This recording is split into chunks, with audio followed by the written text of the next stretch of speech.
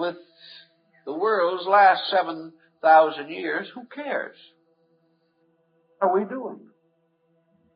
Materialism, as it affects the problem of immortality, leaves us with absolutely nothing worth doing. There is no more reason why we should be great than that we should become a wino and wander around spending our weekends in the county jail. It all means nothing. Because in oblivion there is neither a preferred group nor an unpreferred group. What is it all going? Where is it all going? Everybody thought in Russia that they were doing a very unkind trick to Stalin when they took his remains away from his partner in the Kremlin. But if they're correct, he doesn't even know it. He never will know it. And in a few years, they will not know they did it. Most discouraging. So science has to do something about this. Because science can never maintain an ethical universe with nothing going anywhere or coming from anywhere. We cannot face any human hope. We cannot give the human being anything to build on if we make him a little spot of biological life in a universe of eternal terminations. So as soon as he gets through trying to figure out whether the universe has an intelligent principle in it or not, he's got to begin thinking about what this intelligent principle might have planned for its creatures rather than what he thinks it planned. And if science comes to the conclusion, which it is coming to so rapidly that it'll probably be here within 4 or 5 years, that this universe is ruled over by an eternal conscious principle, it's going to have to revive and revise its thinking about the termination of anything. We are going to come face to face with the problem of an eternal existence in an eternal creation, ever changing but never ceasing. The lack of this concept of life after death has certainly contributed very largely to the rise of crime and delinquency in the world in the last 15 years. We might have endured it because other people's deaths we read about, and our own we do not any longer talk about, because we are not in a position to. But in the problem of a great world catastrophe, in which perhaps millions of human beings will be the instantaneous victims of sublime progress, these things get to be important. And the question is, if the bomb hits, where do we go from here? Someone has to find the answer. If we do not find an answer, we're going to fall into a chaos. The same kind of chaos that was typified in a small symbolic way by the man standing at the front of his fallout shelter with the shotgun to keep other people out. This is about all we've been trained to do. But this becomes an intolerable state of affairs, utterly unworthy of a human being. So, science is now wrestling with the reason for itself. What has the whole development of science meant if man has no existence other than the few years that he spends here? The next thing that science is going to have to struggle with, and struggle with rather seriously, is the problem of what constitutes morality and ethics. What is a good man? In all our excitement, we haven't gotten around to this yet. We know what makes smart men, but we do not know what makes good men. We have faith in good men, but we're afraid of smart men.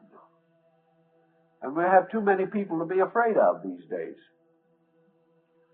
So what is this better type of being, this better type of person that we would all like to see in high office, or to see in some way in authority to regulate the affairs of mankind. We know that down through time we seem to have produced some persons whom we consider better types of people. We also know by looking into the lives of these better types of people that they had strong internal characters, that they were people of faith, of vision, of insight, of courage, of unselfishness, and most perhaps important to us, of honor. Thus, the better type of person begins to emerge as an archetype in this confusion. And even science now, particularly psychology, is beginning to talk about complete people. No longer people walking around on one leg or with one arm or with one eye. In other words, people who have been rescued from intellectual and scientific surrealism.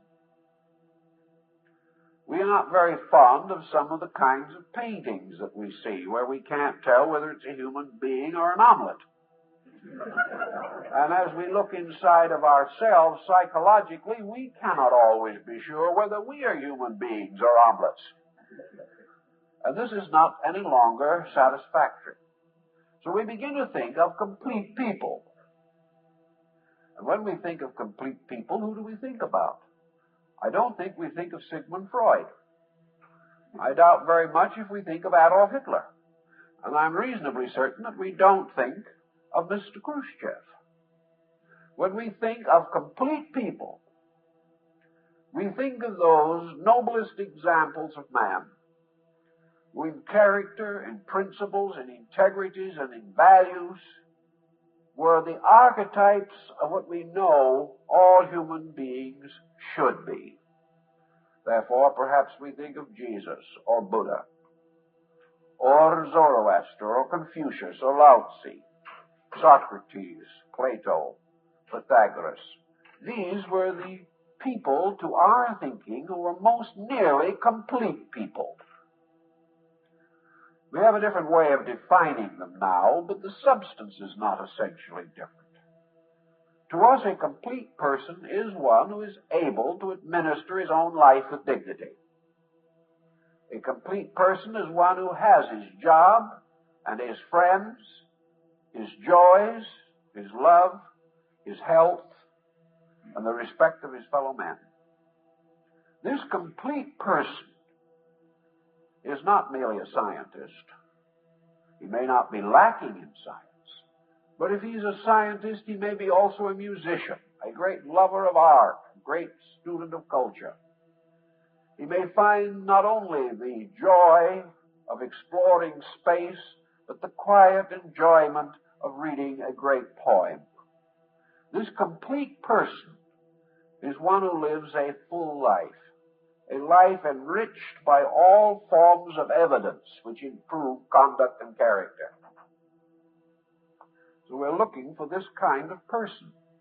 And we know that we cannot find him unless we create him.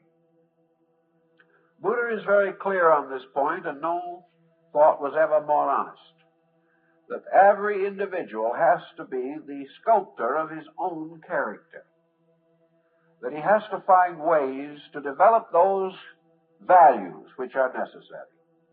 His educational system, his environment, and his society are expected to encourage in him the fullest development of his own character. If these institutions fail to so encourage him, they fail in their own purpose. A man has a right to change, correct, or if necessary, remove that which is no longer useful to him. So the search for the complete person is on. And perhaps the reason it is coming so directly to our attention is this tremendous increase in neurosis. And neurotics are not people who have simply gotten sick for no good reason. Most of them have hurt themselves. That there is no doubt. But most of the hurt is also due to the fact that they never had the equipment necessary to help themselves. Every social inducement was to make them sick, none to help them to be well. This has to be changed. And we have to find that this search for the complete person is the most practical thing in the world, because it is this person who must administer progress. This is the person into whose hands the secrets of universal energy must pass. And these hands must be pure of those defilements by which perversion is likely to be possible. So science, looking to its own salvation, has no salvation but ethics. And ethics depends upon philosophy. And all these must hasten to the aid of science, or science is going to fall apart from its own one-pointedness, from its own insistence, its own fanatical determination that science and science alone shall become the arbiter of man's destiny. It simply is incapable of this function. It is acknowledgedly only one part of knowledge, and it is trying to usurp all of the world of knowledge, which it is not capable of usurping and not able to administer. So to get out of its dilemma, science is willing again to give a second look at this crazy old institution called religion. It is beginning to recognize the need for this. We are, of course, going to be able to build a great deal of a broader religious concept out of the very findings of our times. But these findings, again, have to do principally, strangely enough, with space. All of the findings of science put together have contributed practically nothing to our moral growth. And all of the techniques of science have contributed very little to the technique for the improvement of man himself as a person. So we haven't the wide and wonderful choice in this area that we might have in some others. If we want to find a better electric toaster, we can choose from 50 blends. We have brands of every type and kind. But when we want to choose from a better way of life, we cannot choose from contemporary knowledge because it simply is not available. Almost everything worth knowing on that subject belongs to periods long remote. At some remote time, man seemed to be really concerned with living. And we must apparently turn to those times for our encouragement and inspiration in this emergency. There has been very little added to man's spiritual knowledge of his own needs, or of spiritual solutions to those needs, in the last 15 centuries. There have been minor contributions, but the great work was done long before that even. And on those foundations we must find something that is suitable to our needs. It is obvious that probably the only answers that we have lie in religious doctrines which were not overly theistic in their own time, but were strictly humanitarian and strictly utilitarian. We are not going to be able to go back to the old gods, but we must go back to the systems which gave us the strongest defenses against the dangers of the unknown and the misused. And of course, I have always felt rather strongly that one of our best sources of information on this subject was Buddha. In the first place, he has been called an atheist. He has been called an atheist because he held very largely the exact point that is now coming out, namely, that the universe is under the rulership, under the leadership of one vast eternal consciousness. What he'd said in his time almost parallels the elite core of Russian scientists. He did not wish to become involved in theology, and he never was. He gave to his followers a simple formula, namely that the universe is a vast instrument for the maturing and developing of the inner life of man. That this inner life, as we call it, is the real life.